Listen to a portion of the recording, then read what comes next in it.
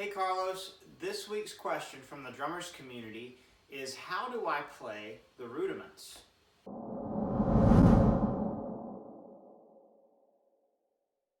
Hey Tyler, thanks for the great question. How do you play the rudiments? So it's a big question. I'm going to try my best to funnel it down for you. Before I do that, a little bit about me. My name is Carlos Plaza. I am an online drum instructor.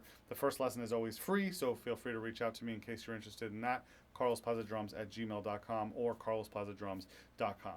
So, like I said, I want to funnel this down into a really simple understanding. You could be a beginner or you could be more of an intermediate player and you just never got into the rudiments.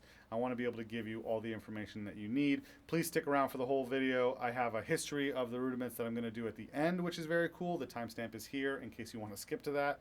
But I would recommend watching the whole thing because I'm going to try to tie it all in, whether you're an advanced player or a beginning player. So, quite simply, the 40 rudiments can be found online, and there's a link to them below. There's 40 of them, and they're just patterns based on right hand and left hand notes. And sometimes you're playing them going back and forth in groups of ones, groups of twos, groups of threes. Sometimes you're playing combinations, and then there's other patterns that are all slapped together. But as a really broad sense, if you're saying to yourself, what the heck is a rudiment? There are 40 of them, and they're just hand patterns of combinations of rights and lefts. You could apply them to the feet, but they are not drum set patterns. These started coming around in the 1500s, more of the history a little bit later. So these were devised on one drum, one surface with two hands, that's it. So let's get into some of the fun details. And we're going to talk about the first rudiment I think you should learn, and we're going to talk about the first 6 rudiments that I think you should learn. So rudiment number 1 is the paradiddle.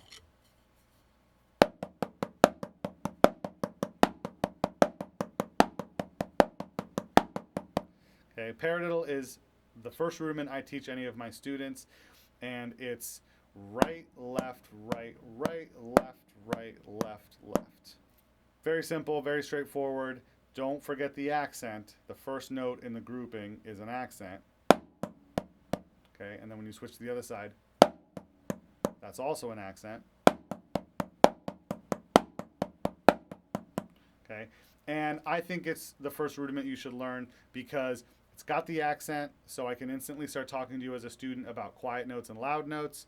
It's got single strokes and it's got double strokes. More about those later. Don't get freaked out in case you've never heard of those. It's got alternating notes where you go back and forth, the first 2 notes, and then it's got a double. Okay, so there's a lot going on just in the simple rudiment, the paradiddle. So now let's talk about the other 5 first rudiments that I think you should learn, and I'm going to give you the reason why I think you should learn them that way. So we've already talked about 2 of those 5 that I think you should learn after the paradiddle. The single stroke, which is just notes, and the word stroke means a hit, so that's a stroke. And a single stroke roll means a single, single, single, single, and you're just kind of rolling along. That's how I like to think about the word roll. So that's a single stroke roll. There, you just learned another rudiment. Now, the double stroke roll is the second rudiment I want you to learn, and that's just doubles on each side. Right, right, left, left, right, right, left, left. Okay? The other rudiment I want you to learn is the flam. This one's tricky. This one takes a little bit of time. And I will link below to all these videos talking about these individual rudiments. So the flam has one low hand and one high hand. And you come down and the 2 notes have to be next to each other but not on top of each other. Right? A little bit more spread out, a little slower would sound like this. Right? So a flam is like that. And that's a right hand flam. So right and then left. And they're written in a way that shows you that it's not really 2 separate notes. They're kind of combined as one. So you wouldn't count them 1 and, you wouldn't go 1 and, you go 1 and 2 and. Okay, they are considered one note even though they're 2 notes squished together. So the reason why I break it down like this is because all 40 rudiments are somehow based on these 5 patterns. Single stroke, double stroke, flam, and then we're going to get to the other 2 in a second. So if you learn those, now you have what you need to learn the rest of them. You're not going to feel like you're kind of out of control and you don't know what's coming next. any of the 40 rudiments is going to somehow be based on one or more of these combined. Single strokes, double strokes, the flam, and then let's talk about the last two. So the second to last is the drag, and that's a quick double on one side, and then a single. So there's your drag. You're kind of dragging, like you're dragging over to one side. Drag. Right, right, left, left, right. Okay, the drag. For those of you out there that know all about this, I'm not sure why the heck you're watching this video. Maybe you like hearing me talk. Maybe you like checking out this drummers community swag merchandise. But essentially, if you've seen and heard all this stuff before, then you don't need to be here. Go practice your rudiments. This is for people who are not really sure about this and hearing about this for the first time. You're more than welcome in this community. We want you to understand this stuff. So if you learn the drag, then you can learn eventually one of the other drag rudiments. For example, the Radimental. Okay, that's the triple Radimental. 1, 2, Radimental. So that is a rudiment based on the drag. So you can't learn it until you learn the drag. You might as well learn the drag first. And then that last one is the buzz roll.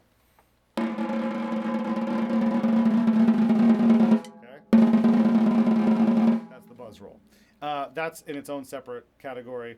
It's kind of all by itself, and the buzz roll is pretty important. You need to have that ability down. So again, links below to some of the more in detail explanations of some of these rudiments. But there it is. Learn those 6. The paradiddle, because it should be the first rudiment you learn, and then the 5 rudiments, as you can see here, that all of the other rudiments are based on. Single strokes, double strokes, flams, drags, and then you got your buzz roll, or also called a multiple bounce roll. So that's it. Learn those, really feel them, really appreciate them, really enjoy them, especially like the flam, for example. It's a feel thing. It's not a robotic thing. It's a feel thing. You have to really be able to feel the spacing between those notes. They can't be too far, then it just sounds like 1E. They just sound like 16th notes. They have to be squished together. So you got to feel it. It takes time to really feel that spacing. It takes time. So feel those out, enjoy them, appreciate them, love them, and then you can jump into the other rudiments and feel confident that you're not going to be surprised by anything. You're going to come across the patafla-fla, and you're going to go, oh my gosh, what the heck is the patafla-fla? Well, it's a flam rudiment, so it's just flam, left, right, flam, flam, left, right, flam.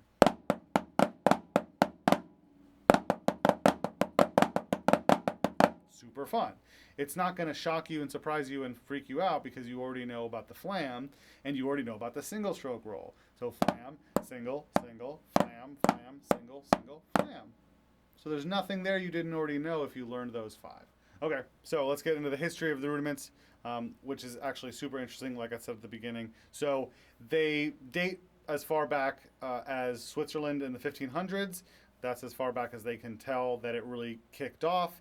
And back then, it was, of course, one drum, and it was with a marching snare on your hip, traditional grip, and it was to relay marching orders. It was to give information to members of the army that were too far away to speak to, and so you would have these patterns that you would play, and that would let the army know what to do, to flank, to retreat, or whatever.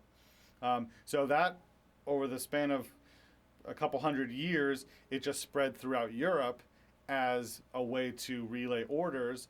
Eventually, in like the 1800s, it spread to the U.S. as well, and then throughout Europe and the U.S., I should say the U.K. more specifically, and the U.S., they started writing, drummers started writing books about the rudiments.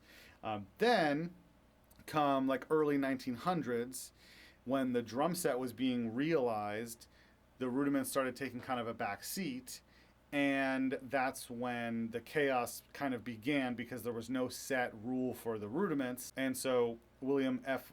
Ludwig, the one and only, was at the helm of this group of drummers who eventually called themselves the National Association of Rudimentary Drummers. They got together in Chicago, I believe, in 1932 and said, okay, let's devise the 13 essential rudiments, which is linked below. Very cool document to look at and study and practice. And they did.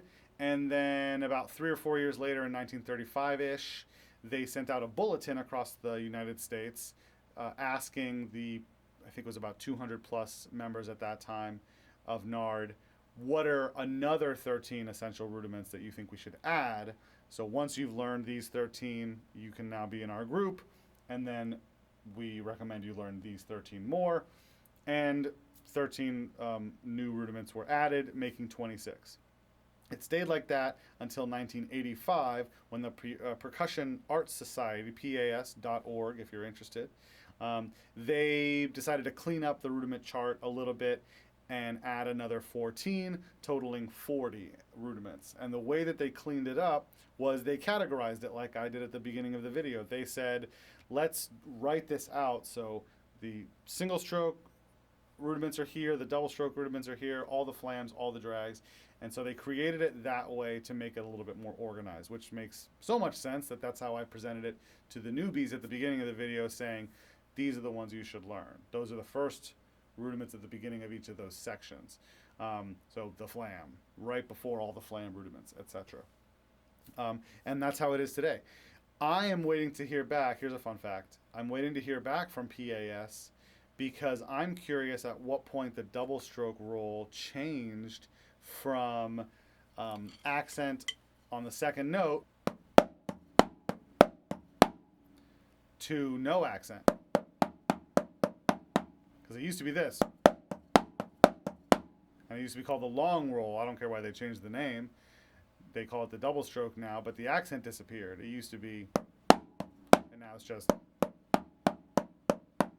And I'm very curious about that. I'm waiting to hear back from them about why that happened. So, not a huge difference between the originals and the 40 rudiments now. And that about wraps it up, you guys. So if you have any questions, please reach out to me. You can get a hold of me at carlosplazadrums@gmail.com. Like I said, the first lesson is always free. And thanks, as always, to Tyler and the drummers community. A very vibrant, awesome community. Thank you guys so much for joining it and being a part of it. There is a link below to the newsletter. I highly recommend you jump on that. It's always got interesting, great stuff. And if you're watching this video, maybe you saw it from the newsletter. But if not, then feel free to jump onto that newsletter, and then you'll get to watch these every week or two that we do them. All right, that wraps it up. Thanks so much, guys. Take care.